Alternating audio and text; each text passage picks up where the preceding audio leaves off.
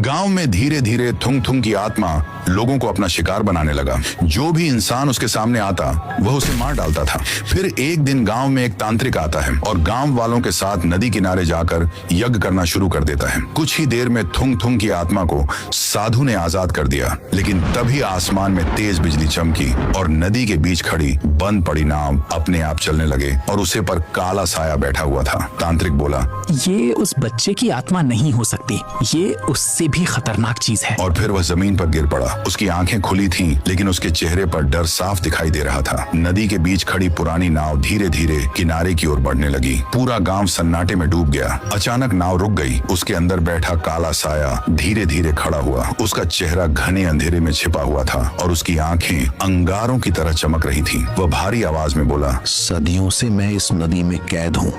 जिसने मुझे जगाया है, अब वही मेरी शक्ति का पहला गवाह बनेगा। इतना सुनते ही नदी का पानी गोल गोल घूमने लगा और आसमान में काले बादल छा गए। तेज हवाएं चलने लगी और दूर दूर तक अजीब फुसफुसाहटें सुनाई देने लगी। थुंग थुंग की आत्मा उस साये के सामने आकर खड़ी हो गई। वह बोला, मैंने गलतियां की हैं, लेकिन अब मैं किसी निर्दोष को नुकसान नहीं होने दूंगा। काला साया जोर से हंसा। तुम अब भी खुद को मजबूत समझते हो?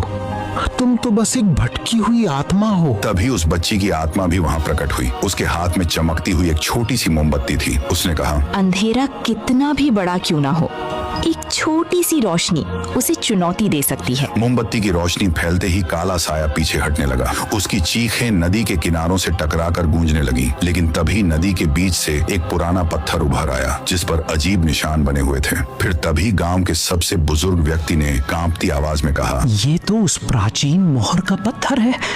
अगर ये पूरी तरह टूट गया तो नदी में कैद सारी बुरी शक्तियां आजाद हो जाएंगी। पत्थर में पहली दरार पड़ चुकी थी। थुंग थुंग ने बच्ची की ओर देखा और कहा, इस बार मैं भागूंगा नहीं, चाहे जो हो जाए, मैं अपनी गलती सुधार कर रहूंगा। तभी आसमान में बिजली चमकी और पत्थर में दूसरी दरार पड़ गई। काला साया मुस्कुराया और बोला, अब बहुत देर हो चुकी है।